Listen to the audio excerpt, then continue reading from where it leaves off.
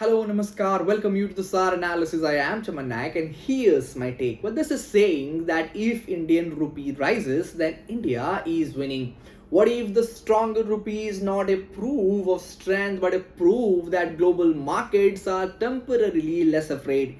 Here's the number that should make us all of us a pause, because the foreign investors poured more than 213 billion into Indian bonds in a single month, the strongest inflow in around 15 months.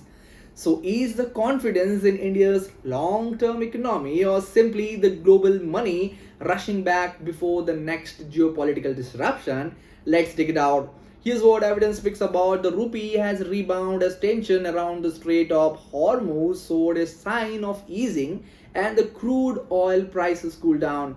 But for India, that matters enormously because India imports roughly around 85% of its crude oil requirement. Every sustained increase in the oil prices put a pressure on the trade deficit, inflation, government finances, and ultimately the rupee. At the same time, the foreign investors have returned to Indian debt market because the Reserve Bank of India also introduces the measures to improve the dollar inflow and ease the pressure on the currency. Well, on the surface, this looks like a stability, but this stability moves to crisis can sometimes be temporary. Now, the question arises, why is this so important? Because the rupee is not only the domestic economic story, it is about geopolitical barometer.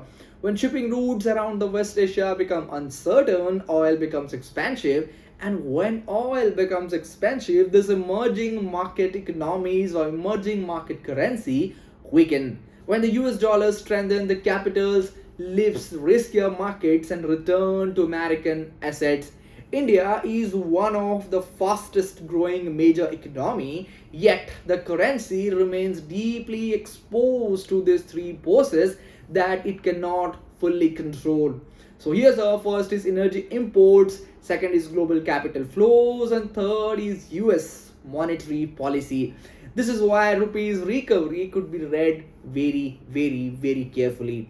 It may reflect confidence in India, but it may also reflect a temporary belief that worst geopolitical risks have been delayed. Now, here's the risk that we should discuss. India's larger challenge is not to defend rupee for a week or a month, it is to build an economic resilient enough to withstand the next oil shock. This means stronger export, deeper manufacturing capacity, reliability energy, stable foreign investment, and economy that does not depend on the global panic fading at the right moment, because the next crisis may not arrive through battlefield, it may arrive through oil tanker route, it may arrive through Federal Reserve decision, or it may arrive through a sudden withdrawal of foreign capital.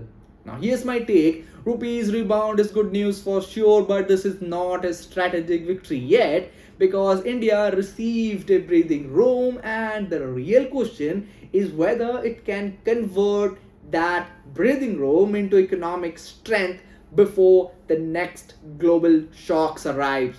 And what if the next global shocks come soon as expected, and will the rupee rebound again, or reveal how vulnerable the world's fastest growing economy still is? Let me know in the comment section, and that's all from today's analysis. I will be back with another episode. Till then, thank you for watching this.